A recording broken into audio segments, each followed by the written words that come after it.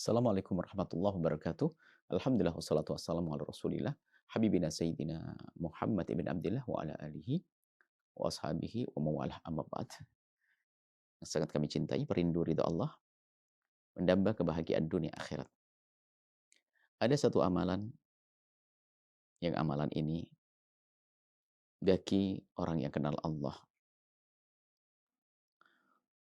dan punya kecintaan kepada Allah, maka akan sangat menanti-nanti waktu untuk mengerjakan amalan ini, yaitu sholat.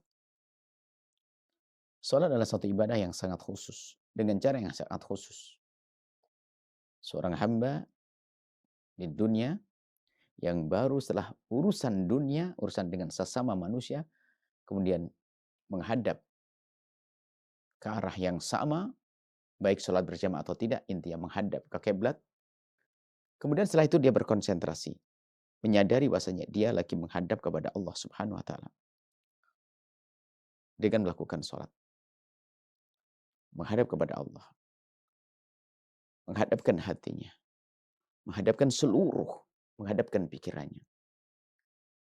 Dan dia memulai bahwasanya di saat dia memulai menghadap kepada Allah, mengucapkan Allahu Akbar.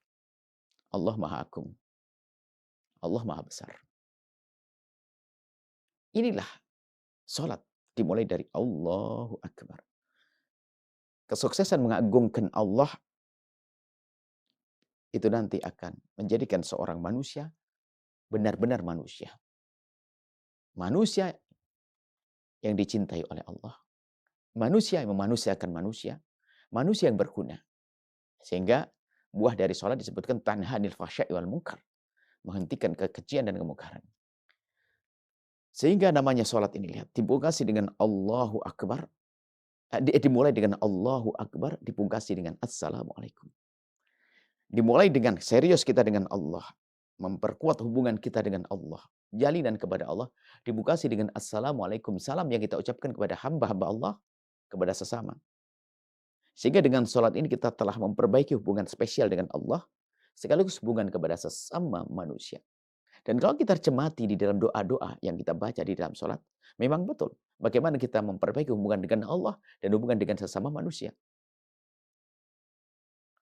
Di situ ada penghamba, yakni di situ ada pujian-pujian kepada Allah.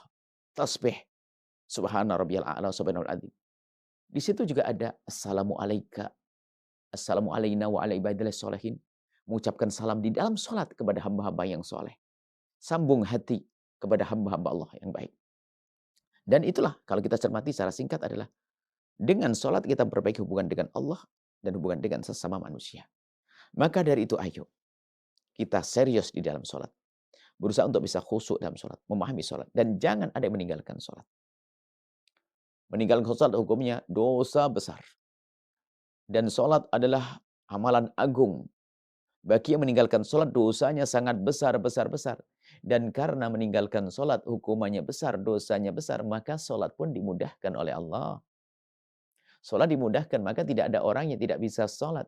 Kalau ada orang yang tidak bisa sholat, itu yang salah gurunya. Ternyata tidak bisa berdiri, boleh duduk. Nggak bisa duduk, boleh baring. Nggak bisa baring, boleh terlentak. Nggak bisa terlentang, cukup dengan berakkan dengan anggota tubuh, menggerakkan kepalanya. Sampai nanti menjalankan sholat dengan hatinya. Nggak bisa wudhu dengan tayamum. Nggak ada air, nggak ada debu pun bisa melaksanakan sholat, menghormat waktu. Dan begitu mudahnya. Di dalam bepergian, 4 jadi 2 rakaat dan seterusnya.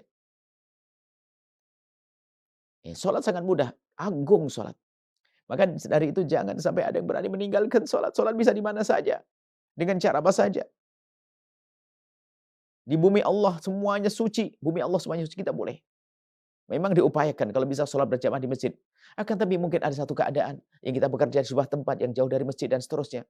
Kita bisa di tempat kerja kita, mungkin di pasar kita melakukan sholat.